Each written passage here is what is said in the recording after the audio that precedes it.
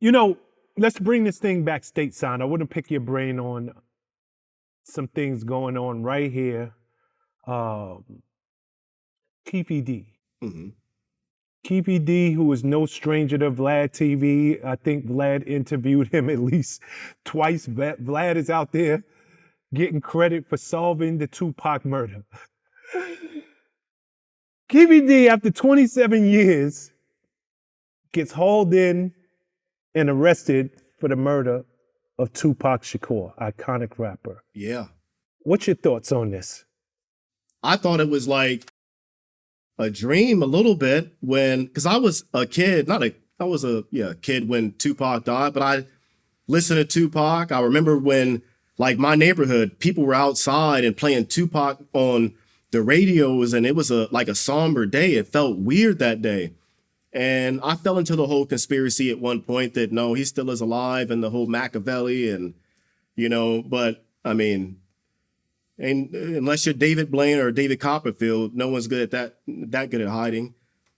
But I think that after all these years, when he finally, the case was solved and they found the guy who did it, it was, I don't know, it is weird. But in a part of me also, I don't really necessarily believe it. Like, I don't think he was the only guy. I think he was involved with it. But I think there was way more. There was other people involved with it. There had to have been. I think cops may have been involved. He was one of 4 people who were in the car. Okay. Yeah.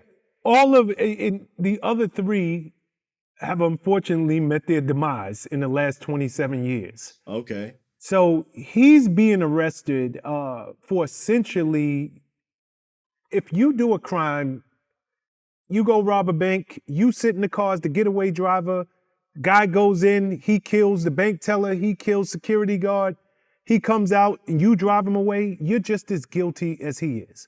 You might as well have went in that bank and pulled the trigger yourself. Mm-hmm. He assisted in a murder. Oh, he didn't actually shoot Tupac? No. Once upon a time, it was rumored or it was a common thought that his nephew was the one that actually pulled the trigger. But now they're saying, you know what? It might have been another one of the guys who was in the car who pulled the trigger. But be it as it may, I think what's surprising to everyone is why he felt so comfortable running to every podcast, every outlet. He even went so far as to write a book, detailing what happened. That's like OJ's If I Did It book.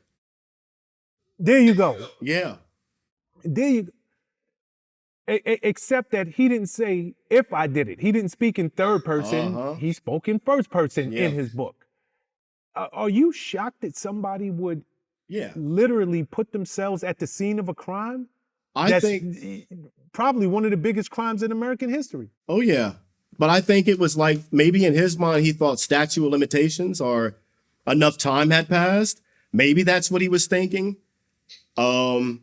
Or because of the fact that he got out scot-free for this long, he just felt that no one really cared. Or because he didn't pull the trigger and the guys who did died, he wasn't going to get in that much trouble. But it is weird, though. I think that's just a weird tale of, like, 27 years to meet your demise on, like, snitching on yourself. It's weird.